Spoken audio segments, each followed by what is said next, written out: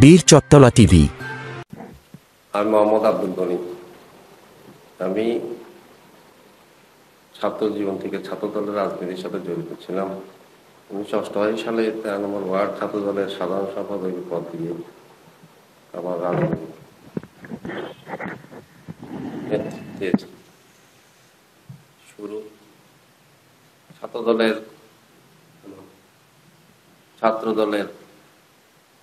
সাধারণ সম্পাদকের দায়িত্ব সফলভাবে 13 নম্বর ওয়ার্ডে পালন করার পরে পার্থিগড়ের ছাত্র দলের ছাত্র সংসদের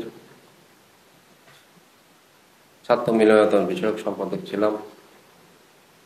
90 গণ অভ্যুত্থানের সময় পার্থিগড়ের ছাত্র দলের সভাপতির দায়িত্ব পালন করেছি এবং স্বৈরাচার বিরোধী আন্দোলনে সক্রিয়ভাবে আন্দোলন সংগ্রামে অংশগ্রহণ করেছি এবং চট্টগ্রামে স্বৈরাচার বিরোধী আন্দোলনে পার্থিগড়ের ছাত্র দলের অগ্রণী ভূমিকা পালন করা সর্বদলীয় ছাত্র ঐক্যের যে সমস্ত কর্মসূচি সেগুলো সফলভাবে সফল করেছি। এই প্রেক্ষিতে 90 স্বৈরাচারের একসাথে পতন ঘটেছে। এরপর আমরা ছাত্র দলের সঙ্গে দীর্ঘদিন জড়িত থাকার পরে ওয়ার্ড বিএনপির সদস্য নির্বাচিত হই। সর্বশেষ খুলশী থানা বিএনপির আহ্বায়ক কমিটির সদস্য হিসাবে দায়িত্ব পালন করি এবং স্বৈরাচারী হাসিনা সরকারের বিরুদ্ধে বিএনপির যে আন্দোলন সংগ্রাম, সমমান দলগুলোর যে আন্দোলন সংগ্রাম, দেশের মানুষের দীর্ঘদিনের যেই পাষাণ অগণতান্ত্রিক ব্যবস্থা, এর বিরুদ্ধে বিএনপি এবং সমমান দলগুলোর যে কোনো কর্মসূচিতে সক্রিয়ভাবে অংশগ্রহণ করছে। এই হচ্ছে যে আমার রাজনৈতিক পরিচয়। আমাদের সংগ্রাম এখন চলমান। মানুষের অধিকার, ভোটের অধিকার, অন্তর্বর্তীকালীন সরকারের বিভিন্ন, আপনারা জানেন, বিভিন্ন ভাবে যে এদেশের নির্বাচন ব্যবস্থা ভোটের অধিকার ফিরিয়ে দেওয়ার জন্য মানুষের যে তারেক রহমান এবং বিএনপি যে সংগ্রাম, সেই সংগ্রামে আমরা এখনো সংগ্রামে লিপ্ত। কারণ বিভিন্ন উসিলায় বিভিন্ন এই সংস্কারের নামে, সংস্কার একটি গণতান্ত্রিক এবং চলমান প্রক্রিয়া, কিন্তু সংস্কারের নামে নির্বাচনকে দীর্ঘায়িত করার জন্য যে অবস্থা তৈরি হয়েছে, এই সমস্ত আমাদের এই বিএনপি 23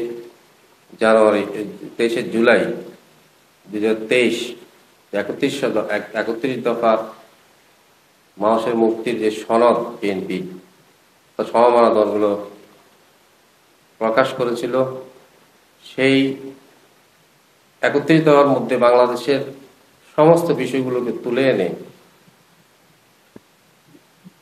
বিএনপির ভারপ্রাপ্ত চেয়ারম্যান তারেক রহমানের নেতৃত্বে 31 দফা ঘোষণা করা হয়েছিল। সেই সংস্কার বিএনপির নেতৃবৃন্দ এবং সমমান দলগুলো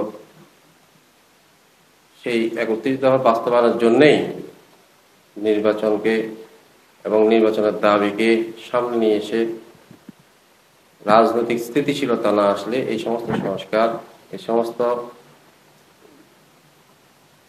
এগুলো বাস্তবায়ন করা অনেক কঠিন। এখানে স্বল্পমেয়াদী সংস্কার আছে, মধ্যমেয়াদী সংস্কার আছে, দীর্ঘমেয়াদী সংস্কার আছে। একটি অনির্বাচিত সরকার বা নির্দলীয় সরকারের পক্ষে সমস্ত সংস্কারে সম্পন্ন করা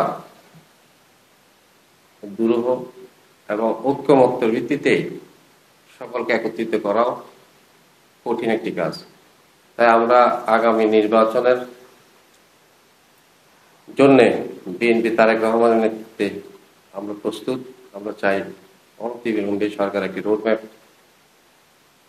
দিবে এবং নির্বাচনের আনুষ্ঠানিক যাত্রা শুরু করবে, এই আশা রাখি আমরা।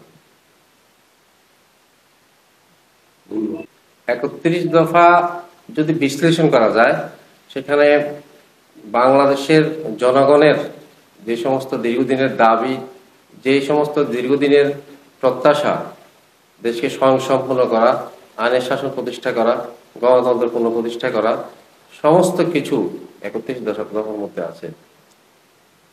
এবং যেই আন্দোলনের সূচনা করেছিলেন শহীদ প্রেসিডেন্ট রাষ্ট্রপতি জিয়াউর রহমান,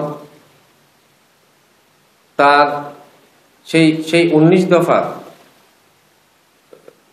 পরিপূর্ণ রূপ হচ্ছে যে 31 দফা। সেখানে খাদ্যে বাংলাদেশকে স্বয়ংসম্পূর্ণ করার কর্মসূচি ছিল। খাল কেটে আমাদের দেশে যখন ভরা মৌসুম থাকে তখন পানির অভাব থাকে না, কিন্তু আমাদের যখন শুষ্ক মৌসুম থাকে তখন কৃষকরা পানির অভাবে চাষাবাদ করতে পারে না। এই জন্যে উনি 19 দফার মধ্যে অন্যতম একটি দফা ছিল খাল কেটে পানির ব্যবস্থা করে পানি দিয়ে উৎপাদন, যে কোনো সবজি, ধান, গম, বিভিন্ন কৃষিজাত পণ্য উৎপাদন করে দেশকে স্বয়ংসম্পূর্ণ করা। এটার পাশাপাশি সেই খালের মাটি দিয়ে খালের পাশে বেড়িবাঁধ তৈরি করে সবুজায়ন করে বাংলাদেশে এখনো যেটার অনেকগুলো জেলাতে যেটা সুফল এখনো মানুষ ভোগ করছে, এটা করা। পাশাপাশি মৎস্য চাষে সেই খালগুলোতে মৎস্য চাষ করে আমাদের মৎস্য চাষে মাছে পুষ্টিতে প্রোটিনের অভাব দূর করা, মাছের অভাব দূর করা এবং বিশাল জনগোষ্ঠীতে এগুলোকে সম্পৃক্ত করে এগুলোর মাধ্যমে কর্মসংস্থান সৃষ্টি করা। 31 দফা দিয়ে যদি আরো বলতে হয়, প্রথমত হচ্ছে যে আমাদের সংবিধানে অনেকগুলো অসঙ্গতি রয়ে গেছে। সংবিধান সংশোধন করা অন্যতম একটি দাবি, একটি দফা।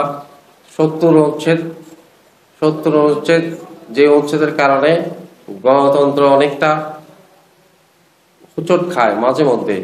গণতান্ত্রিক যেই মানুষের যেই সংসদ সদস্যদের যেই অধিকার, যে যদি আপনার দলের কোনো কর্মসূচি আপনার ভালো না লাগে সেটা বিপক্ষে ভোট দেওয়া, সেটা সমালোচনা করা, সেটা করা যায় না। 70 হচ্ছে সংশোধন করা, এটা আমাদের 31 দফার অন্যতম একটি দফা।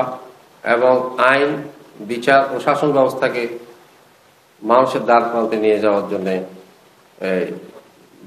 উদ্যোগ গ্রহণ করা, সংস্কার কমিশনগুলো করা, তারপর বৈদেশিক সম্পর্ক কিভাবে আরো উন্নত করা যায় এইগুলোতে সংস্কার আনা, তারপরে আপনার সীমান্ত রক্ষায় সংস্কার আনা, বিভিন্ন স্যাটেলাইট, আজকের পৃথিবীর যেহেতু স্যাটেলাইট নির্ভর, মহাকাশ গবেষণা থেকে শুরু করে আণবিক শক্তি কমিশনে সংস্কার আনা।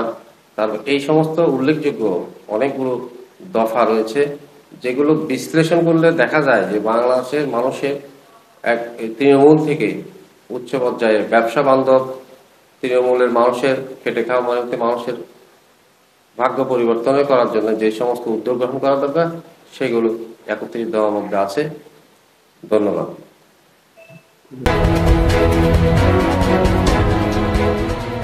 বীর চত্তলা টিভি।